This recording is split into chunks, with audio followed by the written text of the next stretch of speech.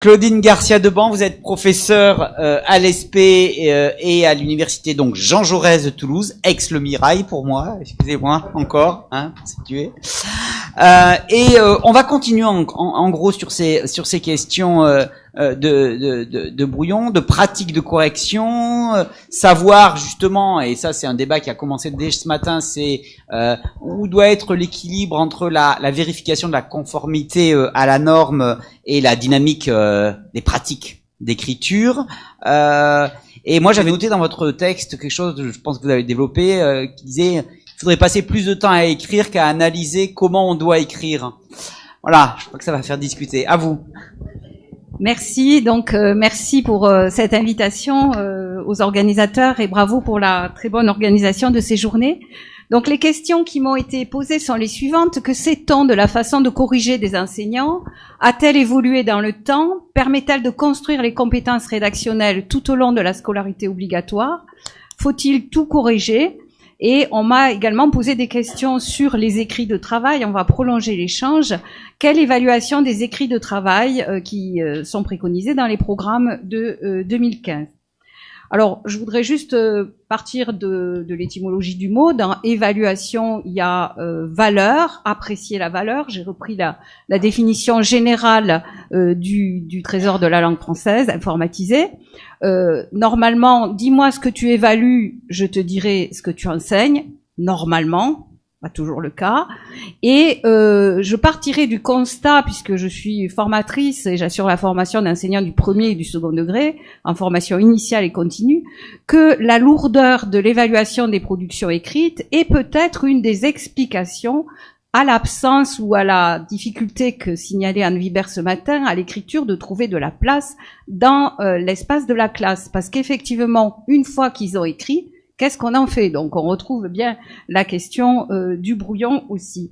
Et donc, je voudrais partir sur un petit exemple, alors qui est un exemple de situation de formation.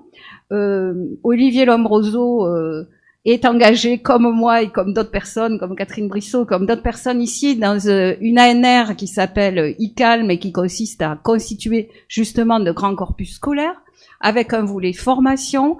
Et donc, sur la tâche que nous avons proposée, nous, à Toulouse, qui est une tâche problème, je fais écho à ce que tu as dit, concernant la cohésion textuelle, j'ai proposé, d'une part, aux étudiants du master conseil pédagogique premier et second degré, donc ils sont des enseignants en poste, titulaires du CAFIPEMF ou qui veulent devenir formateurs, et d'autre part à MEPES en alternance de deuxième année, de corriger 5 textes d'élèves.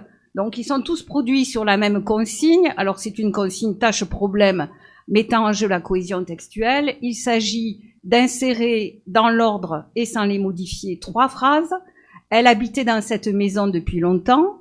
Il se retourna en entendant ce grand bruit.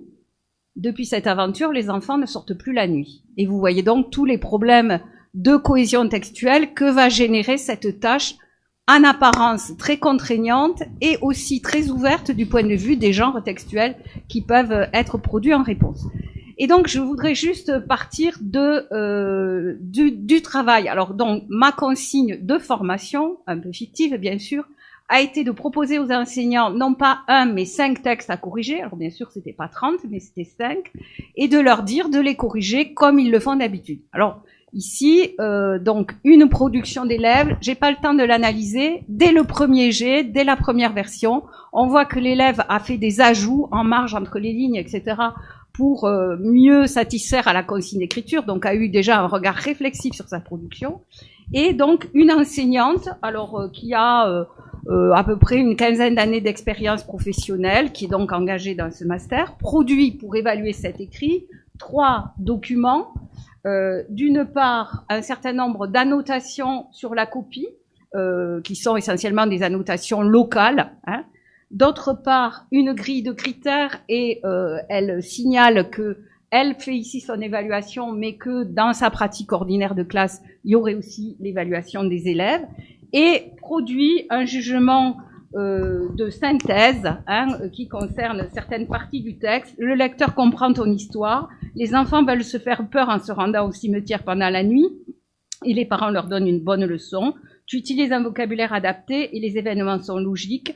Après tes améliorations, tout sera parfaitement compréhensible. Ce qui est le signe, me semble-t-il, de l'évaluation bienveillante qui nous est demandée. Simplement, la question qu'on peut se poser, c'est tout ce travail sur un texte multiplié par 28, comment on fait? Et donc, ce que je voudrais vous montrer un petit peu en parcourant en parcourant un petit peu l'histoire de l'évaluation, c'est répondre à un certain nombre de questions. Alors, je vais d'abord vous faire voyager un peu dans l'histoire parce que regardez comment on faisait il y a un siècle. C'est une manière aussi d'interroger les évidences du moment. Et donc, je vais m'interroger plus particulièrement, alors ça engagera le débat aussi avec Olivier Lombroso, sur critères et normes de référence, puisque forcément, dès qu'il y a évaluation, il y a des critères qui sont explicites ou implicites et des normes de référence. Je voudrais rapidement indiquer comment le fait d'impliquer l'élève dans l'évaluation et la réécriture de ses propres textes ou des textes de ses camarades permet d'avancer. Et je voudrais principalement défendre l'idée d'une évaluation à géométrie variable. Ce que je voudrais montrer, c'est que la diversité des situations d'écriture appelle une diversité de traitement et que donc une manière de répondre à mais je peux pas les faire écrire parce que il va falloir corriger tout ça. C'est aussi de réfléchir à la nature et à la diversité des situations d'écriture qui appellent donc des modes d'évaluation différents. Je serai donc amenée à travailler sur les écrits de travail et à prolonger par des exemples de collège la discussion que nous venons d'avoir. Alors, simplement, revenir aux origines. Jean-François Alté a été cité ce matin par Yves Reuter. Pour moi, c'est le premier qui a réfléchi au sein de la revue pratique à la question de la mise en question du modèle de la rédaction et notamment à la place des annotations dans ce modèle. L'annotation, donc, c'est tout ce que je vais écrire dans les marges du texte, alors que je l'écris en rouge ou pas en rouge, et ça a aussi du sens. L'annotation est le lieu d'un dialogue pédagogique avec l'élève, dans cette tension qui a été indiquée aussi déjà cet après-midi, c'est-à-dire c'est des remarques qui visent à améliorer le produit textuel, mais aussi c'est un acte qui est susceptible de créer des capacités nouvelles du point de vue du processus. Jean-François Alté, dans une publication de 1984, mais Marie-Laure Elalouf reprend le dispositif en 2016 en formation initiale et continue d'enseignants, établit une typologie de ces annotations en indiquant qu'elles sont très souvent verdictives, c'est-à-dire énonçant un jugement, mal dit, incorrect, gauche, plus rarement injonctive, mettez l'imparfait, refaire le paragraphe, ça peut se faire sous forme de phrase interrogative aussi, et très rarement explicative. Vous avez mis l'imparfait alors que jusque-là, vous aviez utilisé le présent. Et il fait de même que Marie-Laure une analyse en regardant ce qui porte, les annotations qui portent sur la narration, la manière de dire, et celles qui portent sur la fiction, le contenu imaginaire. Et il constate, et Marie-Laure Elalouf en 2016 fait le même constat, que ce soit en formation initiale ou en formation continue, que les annotations portent massivement sur la narration et très peu sur la fiction. Dans mon groupe de PES, elle portait très peu sur la fiction, alors qu'on est à un moment de l'année où on a déjà réfléchi sur l'écriture.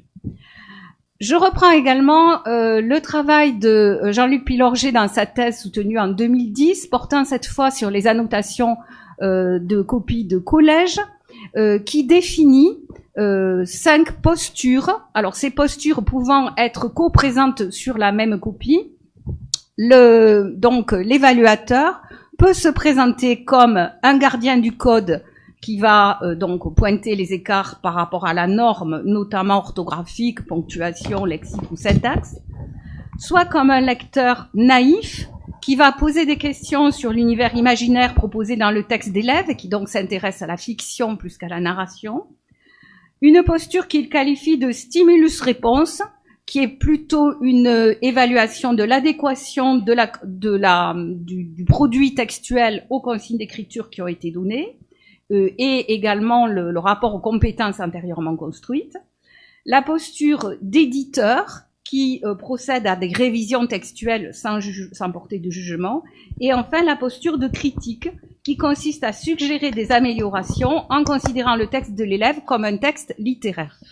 Et ce qu'il constate, c'est que pour un lot de copies d'une classe de 3e, ce qu'il analyse, les postures sont différentes selon la qualité du texte de l'élève, les postures d'éditeur ou de critique étant réservées aux textes de qualité. Et donc, c'est ce poids de la norme, particulièrement pour les élèves qui sont loin de la norme. Alors, pour montrer ceci aussi, j'ai repris à Noisy-Caverny 78, donc un ouvrage important et fondateur sur l'évaluation, un dispositif de travail que j'ai utilisé en formation et qui consiste à demander, dans Noisy-Caverny, l'évaluateur évalue le texte sans l'avoir sous les yeux, simplement en posant des questions à un informateur qui lui répond, ce qui permet de voir quels sont les critères qui sont en jeu et quels sont les indicateurs. Alors, j'ai aussi proposé cette tâche, plus d'autres tâches, c'est-à-dire sur le même ensemble de textes. Une partie du groupe donc va travailler comme le propose Noisy-Caverny, une autre partie va évaluer comme vous en avez l'habitude, une autre partie du groupe va définir des critères d'évaluation et les appliquer ensuite aux 5 textes d'élèves, et d'autres personnes vont choisir un texte et le réécrire. On se demande si on a affaire au même texte dans tous les cas.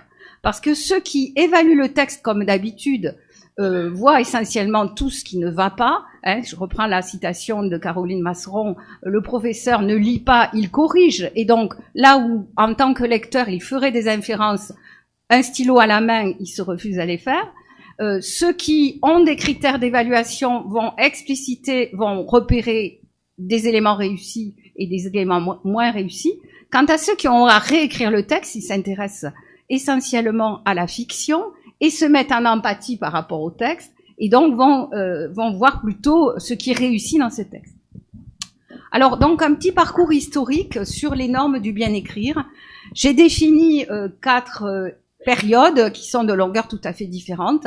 Ce qui concerne la correction de rédaction, le travail du groupe EVA et du groupe REV, donc des groupes INRP des années 90 autour d'évaluer les écrits à l'école primaire, la réaction à ce travail de Catherine Toveron, qui avait été membre de cette équipe, mais qui a montré aussi les limites de ce travail. Et donc, je vais aussi essayer de positionner l'évaluation dans les programmes 2015. Alors, pour chacun de ces moments, je vais essayer de considérer toujours les mêmes éléments. Donc, les critères, c'est-à-dire l'angle sous lequel l'évaluateur choisit d'évaluer la production. Qu'est-ce qui est dit sur la norme de référence et qu'est-ce qui est au cœur des apprentissages? On va voir aussi quels sont du coup les points aveugles. Qu'est-ce que les annotations nous disent du modèle de référence en production écrite? Quels sont les niveaux d'analyse linguistique privilégiés? Et ce qui amènerait, ça je l'ai développé dans un autre article qui est addictique, la place de l'écriture dans la configuration didactique d'ensemble de la discipline française, bien évidemment. Alors, premier exemple que j'emprunte à Marie-France Bishop, qui a fait un gros travail historique sur l'écriture de soi à l'école primaire. Une consigne d'écriture donc des années 1925, qui est la suivante. Jeudi dernier, donc le texte est le suivant. Jeudi dernier, ma camarade Berthe poussa un éclat de rire dans la classe. Aussitôt, la maîtresse entend ce bruit, dit qu'est-ce qui a fait ça, etc. Je ne vais pas lire le texte. Vous voyez que le texte met en jeu, comme c'est le cas dans le modèle de la rédaction, un contenu narratif qui met en jeu des valeurs morales. Et ce que Marie-France Bishop montre très bien, c'est que les annotations des enseignants portent au moins autant sur les critères de conformité morale que sur la qualité de la langue. Donc les critères vont être la norme, et puis elle aurait pu être honteuse et rougir et avouer tout de même. Bon là, l'enseignement de l'écriture et du lexique est souvent lié à l'éducation aux valeurs morales. Dans une publication, nous avions aussi, avec Sonia Brancard-Ossoff, analysé un livre du maître, alors là on est en 1925 aussi, de Carré et moi, qui montre ce qu'était l'écriture dans ces années-là, à savoir, on donne une trame, on est en classe, Jules cherche sa boîte de plumes dans sa poche, et c'est sur cette trame, on doit produire des expansions. Donc le travail porte essentiellement sur la formulation. Il va falloir dire ce qu'il y a dans cette poche, puis le voisin Louis le pousse du coude et fait tomber les billes, il va falloir dire l'effet produit par ce roulement des billes, etc.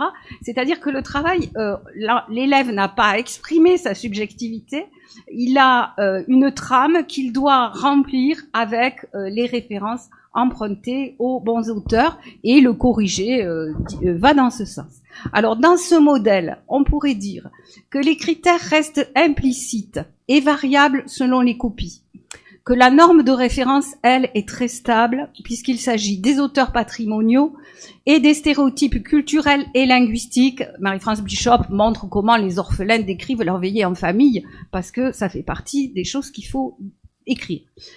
Au cœur des apprentissages, on a la grammaire de phrase, l'orthographe, le vocabulaire, mais aussi des stéréotypes linguistiques et sociaux. Les fonctions de l'évaluation sont de renforcer l'éducation morale des élèves du futur citoyen et donc de construire certains éléments de la norme linguistique.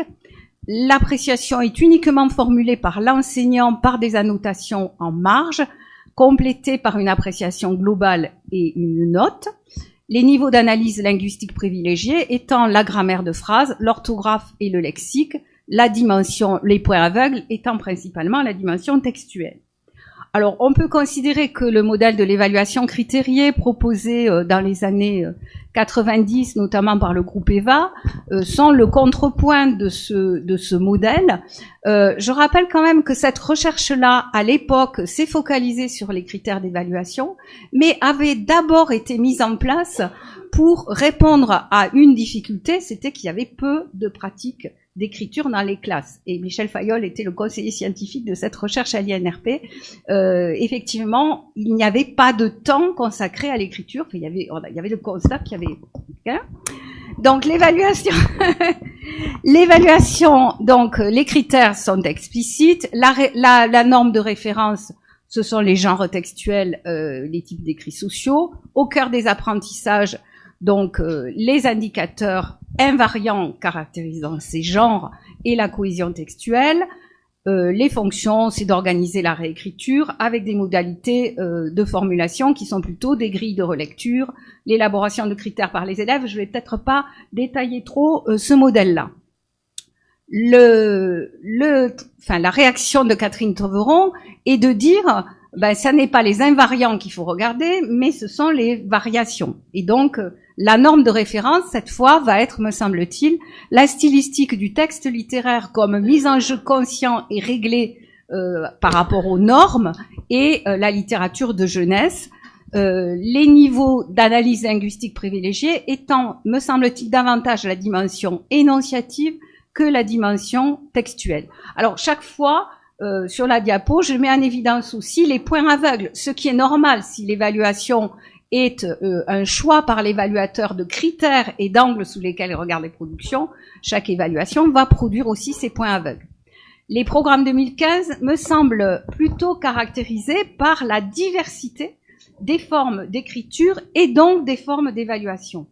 À savoir que le modèle d'évaluation critériée avec des réécritures successives est présent à travers, par exemple, des projets d'écriture qui appellent des réécritures successives, mais que, me semble-t-il, il faut aussi réserver une place, d'une part, à des écrits brefs qui permettent de pasticher des textes littéraires avec une place importante réservée à l'implicite. Enfin, j'ai envie de réagir à la question de tout à l'heure, la métacognition est-elle toujours nécessaire? Eh bien, parfois, me semble-t-il, l'imitation a aussi ses vertus, surtout si on passe les 3/4 de l'heure à expliciter les critères d'évaluation d'un écrit qu'on ne va pas avoir le temps d'écrire, ce qui a été une des dérives de la recherche EVA. On défend aussi dans notre équipe à Toulouse la mise en place d'écrits brefs permettant de travailler certains savoirs grammaticaux sous la forme d'apprentissage, alors peut-être pas d'apprentissage implicite au sens des psychologues du langage, mais en tout cas qui permettent de travailler des notions sans forcément en expliciter tout le métalangage. Et je pense que sur la proposition relative à l'école primaire, il vaut mieux travailler comme ça que de faire des enchâssements formels. Et on va revenir tout à l'heure sur les écrits de travail qui, eux, vont avoir des exploitations orales et donc ne pas relever du tout du même mode d'évaluation. Alors, quelques mots sur l'implication de l'élève dans l'évaluation, pour dire quand même que l'évaluation, elle est au cœur même du processus rédactionnel chez l'expert, puisque constamment, l'expert va comparer ses intentions avec la réalisation provisoire du texte, et donc mettre en place ces activités-là avec l'élève est productif par rapport à l'élève avec des dispositifs qu'on peut mettre en place. Les études montrent, les diverses études qui existent montrent l'écart quand même entre les interventions des élèves sur les écrits, qui sont souvent peu nombreuses, et la qualité orale de ces présentations. Alors, je voudrais terminer puisque par quelques exemples et une réflexion autour des écrits de travail. Alors, il s'agit là d'une réflexion au collège sur des écrits de travail en grammaire. On a parlé des écrits de travail en sciences, mais en grammaire, en art plastique aussi, même si ça a été moins travaillé. Donc, travail dans une classe de 3e autour des notions de cause-conséquence. Très rapidement, les écrits de travail peuvent avoir des formes très différentes. Alors pour moi, l'écrit de travail est individuel, en ce sens qu'il porte trace à un moment donné du processus de construction des connaissances par l'élève. Il va faire l'objet de discussions et de controverses orales. Un même élève, à des moments différents de la démarche, va produire des écrits différents. Donc là, par exemple, on va vers quelque chose qui est plus de la caractéristique. Le traitement des écrits de travail étant, alors me semble-t-il, les écrits de travail sont les traces de l'élaboration cognitive en dynamique des contenus notionnels qui sont travaillés. Ils sont une très grande diversité à la fois des contenus et des formes.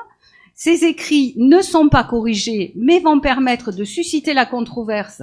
Ça, Anne Vérin l'avait très bien montré en didactique des sciences dès 1995. Et le paradoxe, c'est peut-être que ces écrits sont à la fois labiles, parce qu'ils ne vont pas faire l'objet d'une réécriture, mais en même temps archivés, parce qu'ils vont permettre à l'élève d'avoir un recours rétrospectif et de mesurer le chemin qu'il a parcouru depuis le début de l'apprentissage. Alors, pour conclure, on peut s'interroger sur les compétences professionnelles à construire pour l'évaluation des productions écrites et regretter sans doute que le temps de formation ne soit pas suffisant ni dans la formation initiale ni continue sur ces questions-là. Dans la mesure où l'enseignant est pris dans des dilemmes évaluatifs, j'ai repris l'expression d'Anne Joureau, puisque on lui demande à la fois d'avoir une évaluation bienveillante, d'avoir une évaluation informée, c'est-à-dire de prendre en compte des indices de réussite et d'expliciter les critères, d'assumer la variabilité des modalités d'évaluation suivant les situations d'écriture. Bien évidemment, la situation d'écriture de type pastiche met en jeu moins de paramètres et va appeler donc moins de temps d'amélioration, puisque les conditions de réussite sont mises en œuvre dès le début. Et effectivement, je voulais souligner la question de l'évaluation et de la dynamique de l'écriture. Et peut-être se demander aussi si parfois, par rapport à l'écriture, on n'aurait pas aussi intérêt à réfléchir à des modalités d'évaluation, par exemple en danse, en art plastique, dans les autres activités plastiques, où effectivement laisser l'erreur, le retour sur ce qu'on a produit, retour collectif pour voilà, peut aussi être extrêmement productif. Voilà, je vous remercie de votre attention. Merci.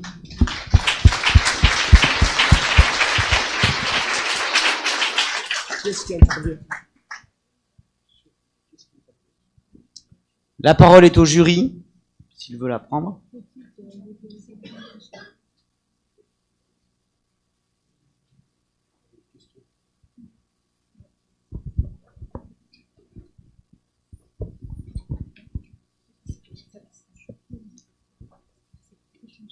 Oui ou non? J'ai pas compris si vous aviez une question. Bon, écoutez, en fait, si j'ai bien compris, les écrits de travail ne feraient plus du tout pour vous l'objet d'une évaluation. En revanche, ils permettraient d'apporter des informations sur le cheminement d'un apprentissage. C'est ça? Alors, en tout cas, Sur ma diapo titre, effectivement, ça c'est le titre qu'on m'a donné, hein, comment évaluer les écrits et les écrits de travail. Moi, j'avais envie de mettre un point d'interrogation à comment évaluer les écrits, les productions écrites, et avoir une deuxième question qui était, et les écrits de travail, qu'est-ce que c'est? Alors, je sais pas si j'irai aussi loin que vous le dites en disant, les écrits ne font pas l'objet d'une évaluation. Si on dit l'évaluation, c'est le regard que l'enseignant porte sur les apprentissages en construction, bien évidemment que ces écrits sont extrêmement précieux et ils permettent d'eux-mêmes, me semble-t-il, que l'orthographe approchée chez les petits, de voir où chacun des élèves a né dans le processus de construction. Donc, c'est évaluation à ce sens-là. Voilà, je peux pas accepter la formulation quand même que vous avez. Vous avez raison parce qu'en fait, vous aviez dit précisément qu'il ne devait pas être corrigé, non pas évalué. Donc, c'est un peu différent. C'était après l'autre question aussi, me semble-t-il, qui était est-ce que on doit réécrire la première version du texte? Enfin, c'est-à-dire cette question de la temporalité, je crois, qui est importante.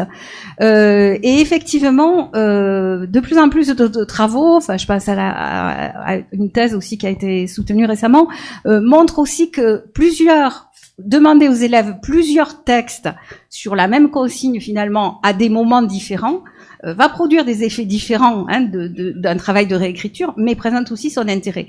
Et là, particulièrement, de la même manière que j'avais remarqué que parfois, si on demandait aux élèves d'abord de faire une trame de leur histoire pour raconter après l'histoire, ils pouvaient devenir prisonniers de ce premier écrit qui devrait les aider.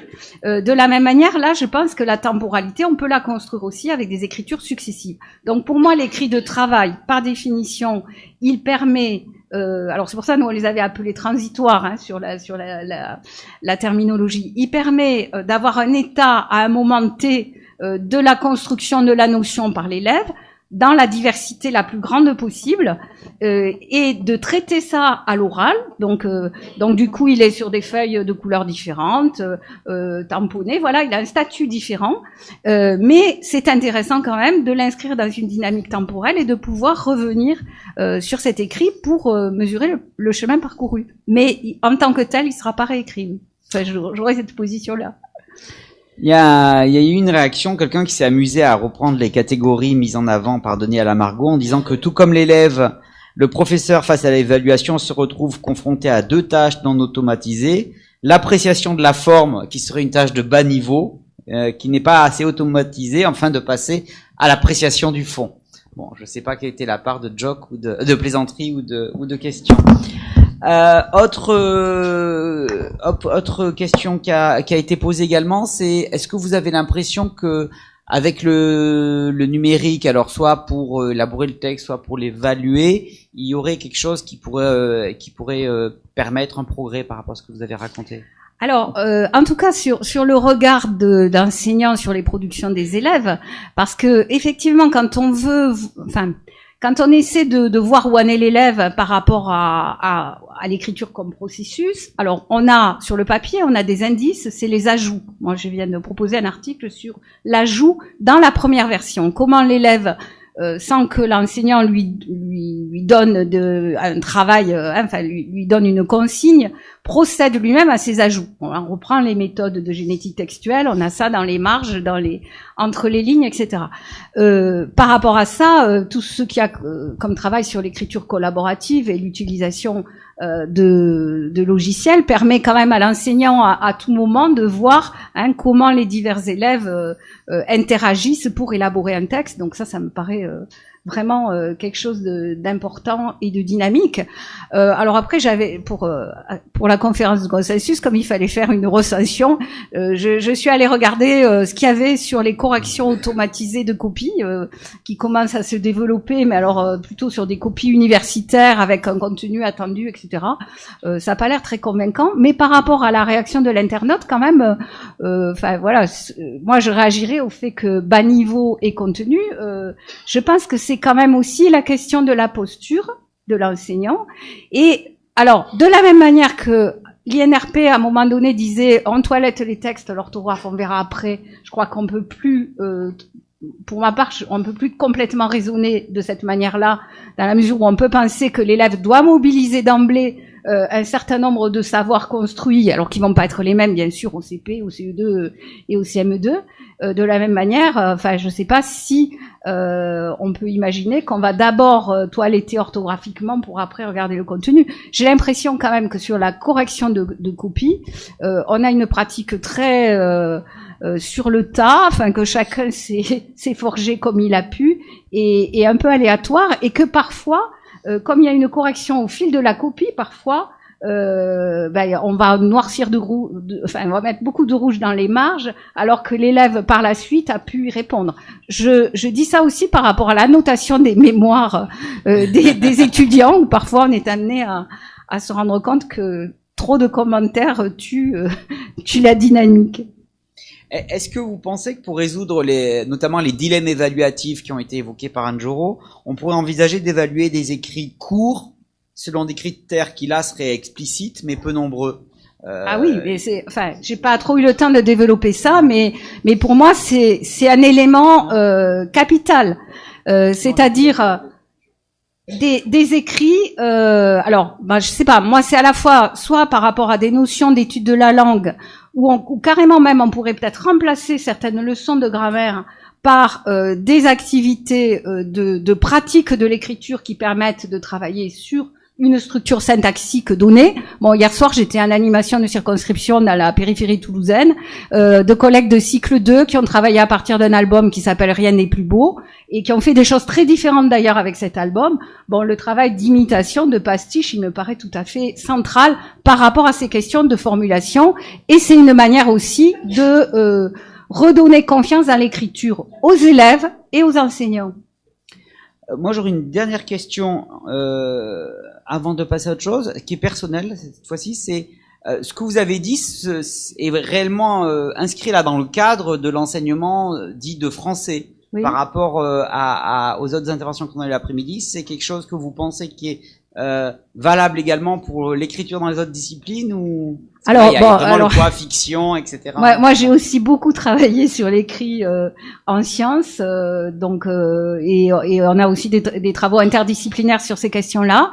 Actuellement aussi, j'encadre un mémoire sur les écrits de travail en art plastique. Enfin, je trouve que c'est important de cerner le statut de ces différents écrits dans les diverses disciplines. Alors je trouve qu'en sciences, quand même, avec les travaux d'Anne Vérenne, de l'INRP, les diverses recherches dans lesquelles Martine Jaubert a été impliquée, on a quand même beaucoup de ressources. Pour l'histoire, on en a moins. Pour les arts plastiques, on n'en a pas beaucoup. Voilà. Donc, bien sûr que ceci est à mettre aussi dans les diverses disciplines. Eh ben, merci beaucoup. Merci à nos quatre intervenants.